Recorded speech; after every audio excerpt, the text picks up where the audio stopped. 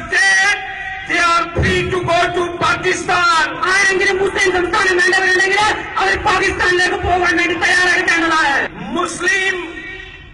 Muslim leader and Muslim League should understand.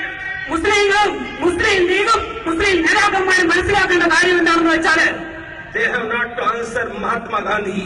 അവരെ മഹാത്മാഗാന്ധിയെ ഒരിക്കലും You have to answer Dr. Praveen Togadia.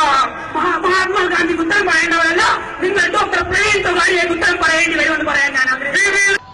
സഹോദരങ്ങളെ, ഇതൊന്നും ഒരു പൊങ്ങച്ചത്തിന് പറയുന്നതല്ല.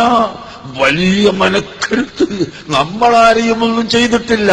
നമ്മൾ ഹിന്ദുക്കളെ ആക്രമിക്കുന്നവരല്ല, നമ്മളവരെ ഒന്നും ചെയ്യുന്നവരല്ല.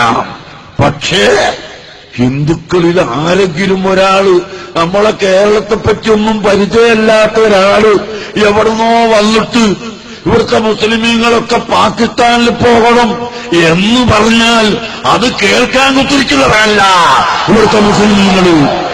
അത് പ്രത്യേകിച്ച് മനസ്സിലാക്കുന്നതും നല്ലതാണ്.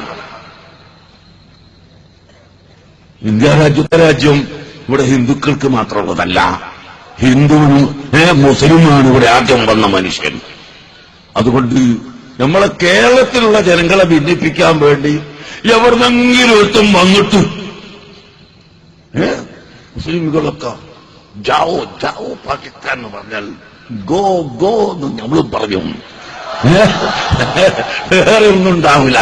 അതുകൊണ്ട് ആ വക ബടായൊന്നും വിടാതെ ഇന്ത്യ രാജ്യത്ത് മതസൗഹാർദ്ദവും, ഇന്ത്യ രാജ്യത്ത് മതമൈത്രിയും, ഇന്ത്യ രാജ്യത്ത് മതസഹിഷ്ണുതയും നിലനിർത്താനാണ് ഇവിടുത്തെ ഹിന്ദുക്കളും ഇവിടുത്തെ മുസ്ലിംകളും എല്ലാവരും ചിന്തിക്കേണ്ടത്.